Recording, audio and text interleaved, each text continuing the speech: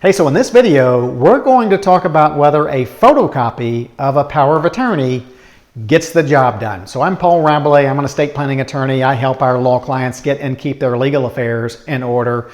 This issue comes up quite a bit. Let me lay a scenario for you. Let's say Dad, we'll call him Dan, while he has his good mental faculties, he signs a power of attorney authorizing his son, let's call him Sonny, to be his agent on his power of attorney. Years into the future, Dan gets dementia. He's not able to transact for himself. Sonny needs to do stuff for him. Dan signed one original. Yes, Dan has a few photocopies of that original, or Sonny does.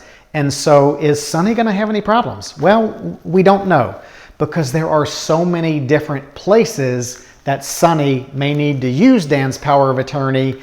And really it all depends on what those different places require. I will make a little side note here. Did a video recently on whether a photocopy of a will is acceptable. This video is all about a photocopy of a power of attorney. Really different rules here, because with a photocopy of a will, for that to be deemed acceptable, you only have to satisfy one person, and that's the judge who was assigned to the probate proceeding. So I'll link you to a video up there where we talked about whether a photocopy of a will is acceptable.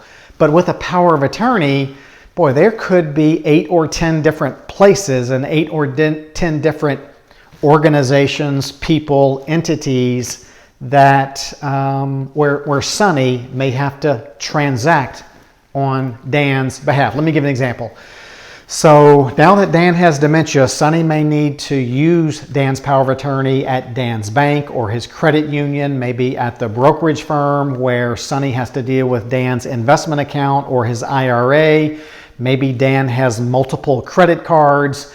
Now Sonny's got to deal with all of those credit card companies that Dan was dealing with. Maybe Sonny needs to sell Dan's car, so now Sonny needs to use the power of attorney at the Office of Motor Vehicles. Maybe Sonny needs to sell Dan's house, so now Sonny needs to satisfy the title lawyers that Sonny has the authority to transact on behalf of Dan. So a lot of different people out there, IRS, other government organizations where Sonny may have to transact on behalf of his father Dan. So what are all these people going to require? There's only one original. Are some going to ask for an original? Maybe. Are some going to say, well, we want to see the original, we're just going to make a photocopy and give it back to you? Maybe. Will some accept just a photocopy? Maybe. Do most attorneys in their power of attorney documents have some language that says a photocopy of this instrument shall have the same force and effect as an original? That might be language that's in the power of attorney. Some third parties, especially when it comes to real estate, they want to see the original recorded at the courthouse and then have the clerk of court issue multiple certified copies. They want to rely on that public records doctrine in the courthouse and in the real estate records. So what you really have to do is Sonny is going to have to go to these different places and say, okay, I need to transact on behalf of my dad. My dad signed a power of attorney. What do you need? Do you need to see the original? Do you need a certified copy, a true copy, a photocopy? And then hopefully he's in a position where he can provide them with what they need. Now, might it have been better if Dan, while he had his right mind, had brought his power of attorney to maybe his financial institutions and presented it to them, or a copy to them, and said, hey, financial institution, I've signed a power of attorney authorizing my son to act for me. I just want to make sure that my son's not going to have any problems 2 years from now, 5 years from now, 10 years from now. If he needs to act on my behalf, I want to get an okay from y'all that this is all you need. Because some financial institutions, they would want Dan to sign the financial institution's power of attorney form. So it's kind of messy out there. And I'll say in general, if Sonny needs to deal with Dan's medical records or medical doctors, I do find that the healthcare providers, they are quicker to accept a photocopy of someone's healthcare power of attorney.